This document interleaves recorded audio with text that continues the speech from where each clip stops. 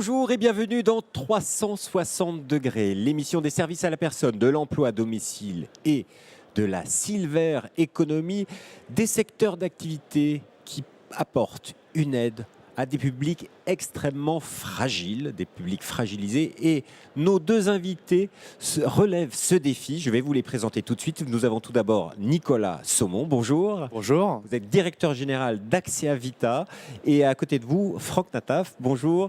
Bonjour. Vous êtes président d'OxyLife. Alors, vous êtes spécialisé dans la prise en charge complexe à domicile. Plus précisément, c'est quoi?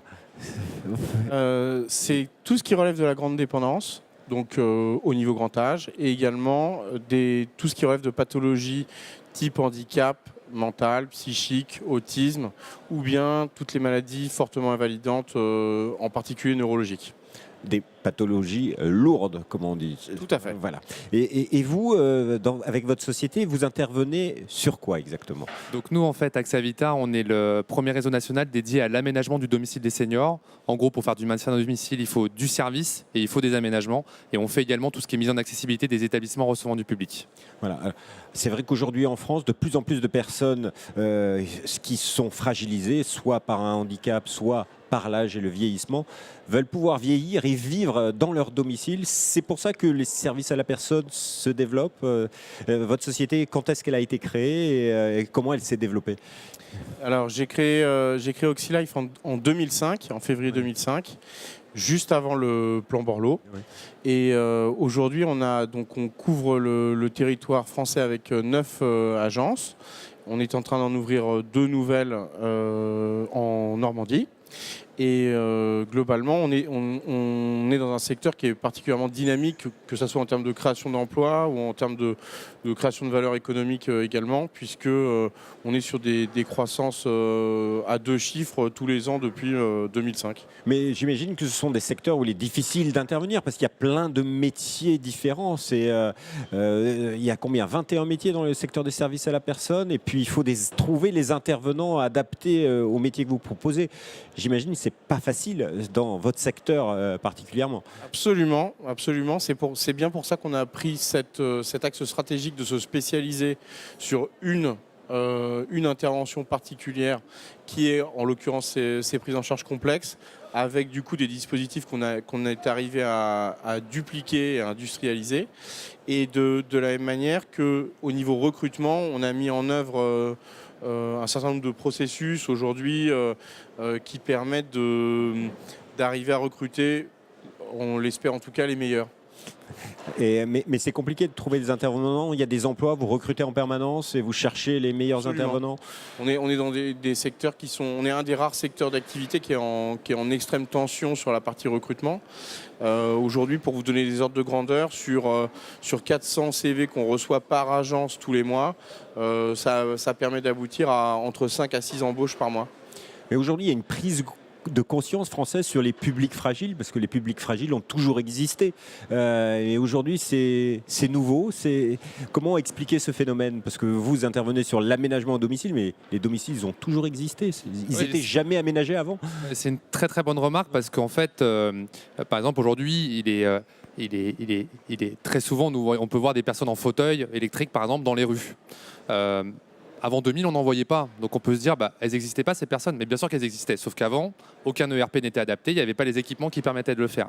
Donc aujourd'hui, justement, le gouvernement pousse pour ça, pour rendre, je dirais, les voies publiques et les habitats plus accessibles pour les personnes handicapées. Et je dirais que pour les nouveaux acteurs, le besoin il est historique. Je veux dire, le souhait de vouloir vieillir chez soi, il se comprend, les habitudes de vie, les liens sociaux, la famille, les commerces de proximité, tout ça fait qu'en gros, 90% des seniors de nos aînés souhaitent vieillir chez eux le plus longtemps possible. Associé à ça, le fait qu'aujourd'hui, le gouvernement se désengage du financement des maisons de retraite, donc tout pousse vers le maintien à domicile. Maintenant, pour des entreprises du secteur, ce qui va être important, c'est d'avoir l'offre, je dirais, qui va bien calibrer aux besoins de la personne et que, par exemple, ce ne soit pas l'hôpital à la maison, mais qu'on conserve, voire on améliore le confort et le bien-être à domicile, tout en en mettant en place les aides techniques et les aménagements qui vont bien pour que la personne puisse vivre en confort et en sécurité.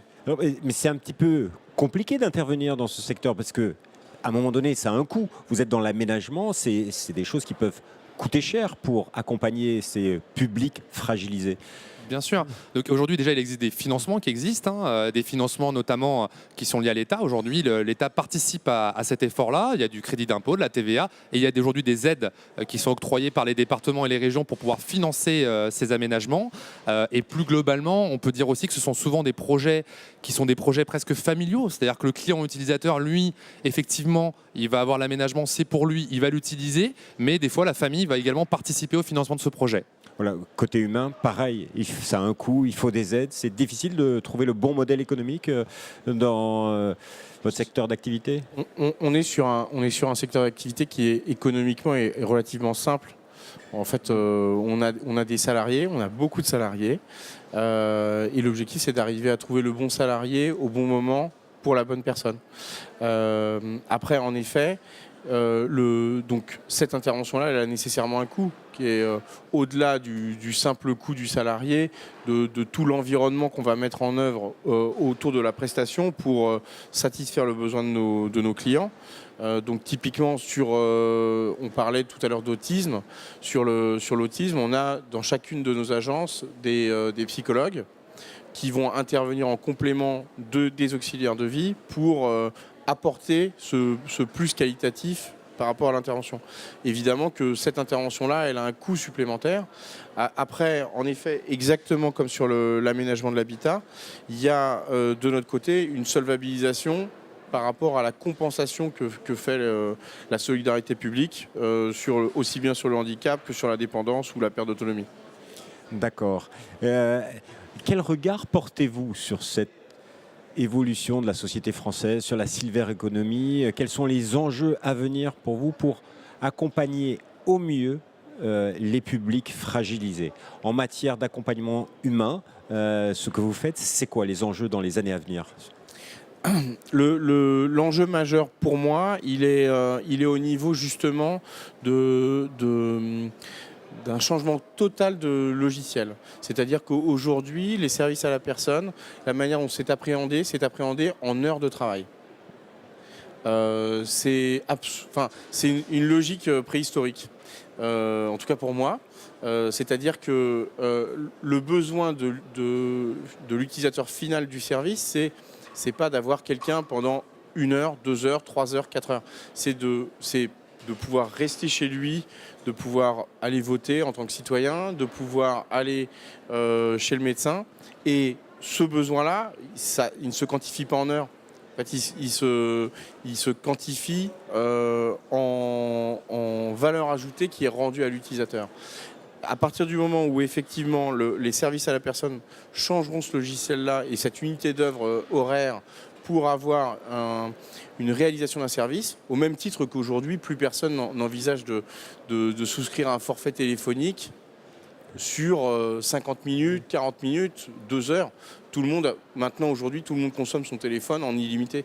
Et il faut qu'on arrive exactement sur la même logique et c'est aussi ça qui permettra de pérenniser le secteur, d'améliorer les conditions de travail, d'améliorer les salaires et d'améliorer aussi indirectement les marges de nos entreprises. Et le bien-être global de la société Absolument. française. Et en matière d'aménagement, dans votre secteur d'activité où il faut encore faire bouger les lignes en matière de construction, quels sont les grands enjeux dans les années à venir? Je pense que les aménagements aujourd'hui, les technologies, les produits qui existent sont en train de s'améliorer et deviennent surtout de plus en plus accessibles. Maintenant, je pense que l'enjeu, moi, se situe au niveau de la prévention qui est faite. On le voit beaucoup aujourd'hui, il y a des mutuelles, des assurances qui se mettent sur les assurances dépendance. Et aujourd'hui, on sent que la prévention est importante. Le risque de chute, par exemple, l'État communique de plus en plus dessus, des associations aussi. Et pour des entreprises comme les nôtres, ça va être, et pour le marché plus globalement, ça va être de sensibiliser les personnes sur le fait que ça existe, ça se finance, et ça améliore vraiment le quotidien. Voilà, donc l'enjeu, c'est la prévention et tout ce qui va se suivre avant, c'est-à-dire la qualité de service qu'on va apporter avant l'aménagement, à savoir les prestations de diagnostic et de conseil.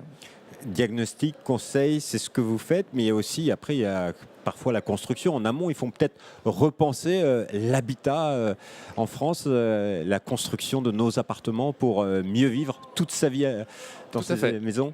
Tout à fait. Mais ça, ces initiatives ont déjà été faites. Je veux dire, aujourd'hui, par exemple, tous les établissements recevant du public qui sont construits après 2005, qui ont été construits donc après 2005 et ceux à venir, aujourd'hui sont aux normes handicapées aujourd'hui. Donc c'est quelque chose qui est déjà fait. Maintenant, il y a un parc existant, historique, vieillissant, qu'il faut adapter, et c'est là où AXA Habitat intervient notamment. Messieurs, merci beaucoup pour Merci à tous vous. vos Merci à vous. éclairages.